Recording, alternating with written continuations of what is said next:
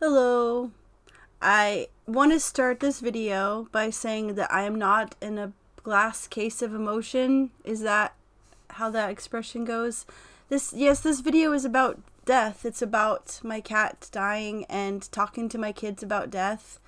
Because I thought that there was some really valuable stuff to share in here, and I just felt like talking about it.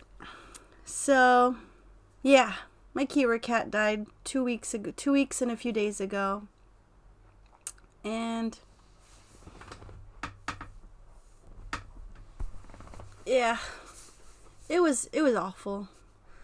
It was awful that Morton woke me up to tell me, because how it works is he takes the girls to school, and then when Stellan wakes up, he comes into bed with me and he cuddles with me, and that's how we start our mornings. But Morton had to wake me up because he didn't want me to just wonder where Kira was. He had been getting weaker. He had been getting sicker, and Morton hadn't gotten his first paycheck yet from his new job, and we were kind of thinking like, okay, we're gonna get him to the vet soon. Like when we have some money for that, we're gonna get him to a vet. I was thinking we're gonna get him some nice fancy food, something extra proteiny or something to give him more energy. But so my last moments with him was cuddling him, giving him kisses, putting him out in the garage, turning the heater on, putting food down. And I just really gently laid him in the girls' double stroller. Well, it's not their stroller anymore. They're 8, but we still use it because it's handy. I gently laid him in there, and I hadn't done that before, but I thought, oh, this will be really cozy for him. And that's where Morton found him. And thankfully the girls didn't see, so they didn't have to be carrying around this trauma during the school day. But Morton moved him over to a box that we left out there with a towel in it for the cats to sleep in. And I cleaned the stroller and I scrubbed it out, and I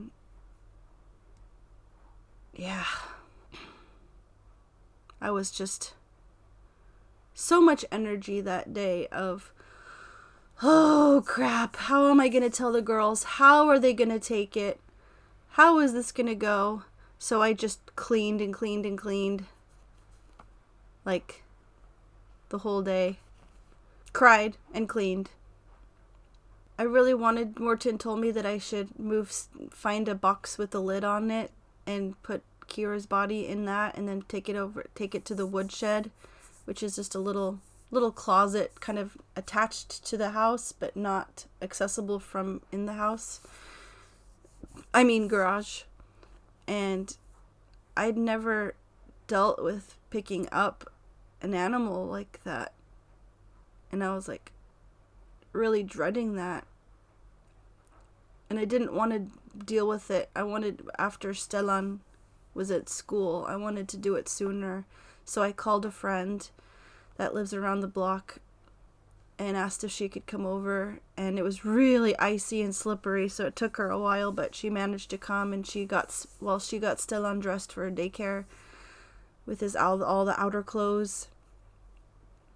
I moved him into a box, and didn't have time to really think about it. And I'm glad for that. I'm glad that I didn't have time to just get too much into my head. But I wrapped him up in a towel and put him in, and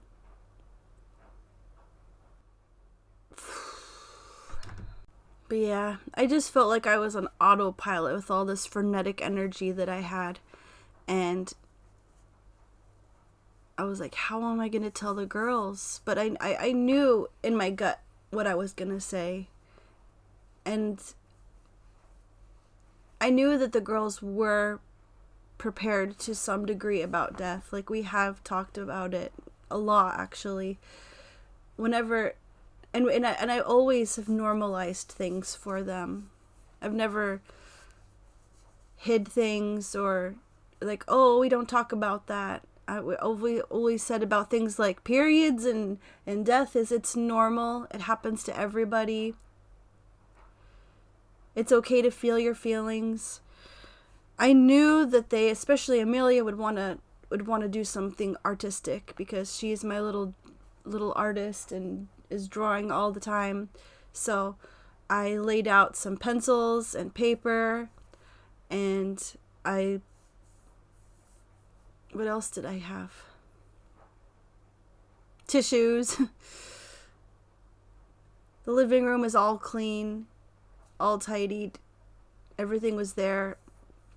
And I knew I needed to tell them too as soon as they came home from school, because there was going to be a activity that as soon as Morton came home from work, we were going to go to. So, didn't want them to be shell-shocked with that on the way somewhere else. So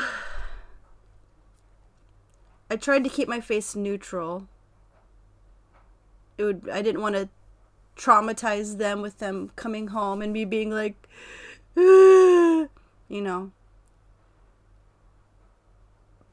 So I was like, guys, I want you to hang up your coats, put your backpacks down, and then come to the living room, okay? My heart was beating so fast. And they were like, okay, is it a good thing? And still just trying to be neutral. I was like, it's a thing. So, oh yeah. I also said, birthday Bert helped me to remember. I told the girls, I want you guys to hang up your backpacks, put your coats away, go get a cuddly, go get something that you can hug, and come to the living room. And they were confused, but they did it, and they're like, what do we need this for? Because it will be good for you to have something to hug. And I had them sit down on the couch, and I was with them, and I told them, you know how Kira has been not really himself lately? Well, he was sicker than we thought, and he died. And they immediately burst into tears, of course, and I was surprised that the thing that they wanted to do right away was for me to get get his box out of the woodshed, and they wanted to see the box, and they wanted to bring candles out, and I thought that was really cool. So I was like, if that's what you want to do, let's do it. And we tromped out in the snow, and we lit candles, and we put them on the box, and we each put a hand on the box and said that we would remember him. And before or after that, the girls drew pictures of him, and then they said that they wanted to put those pictures in the box with him. They didn't end up doing that, actually. They put them on top of the box when we went to the pet cemetery, and Morton put his box in the ground. That was on Wednesday, so it was found him on Monday, and on Wednesday he was buried. And it was after school. Morton picked everybody up. Well, thankfully we were able to leave Stellan with a friend.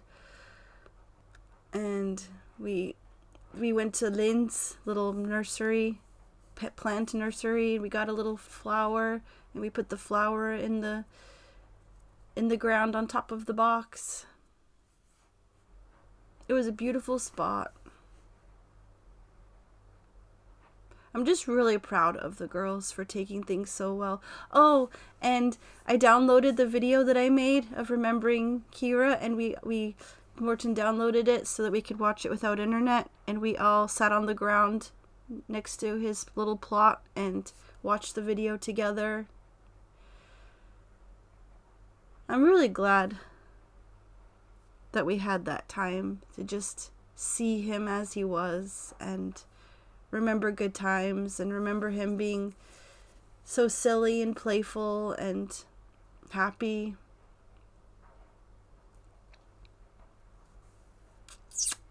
Yeah. But I told the girls that you can feel however you need to feel. There's not a right or wrong way to have grief. I have a friend who was talking about how my kids are really lucky in that sense, that she was not allowed to feel negative feelings. She wasn't allowed to show them. And it's like, how could anybody be that way to anyone, but especially to kids? I'm really, really thankful for the work that I've put down in normalizing things and being open with my kids about things. Kids are smart and kids are capable, and they deserve to just know the truth about things and let them be demystified. And yeah. Okay, I guess that's the video. Thanks for being here and listening to this rambling. And don't be afraid when you have bad news to tell your kids. They will. If you have kids and you're afraid for when you have to give them bad news, trust them, trust yourself, listen to your instincts, and you'll get through it. Hugs!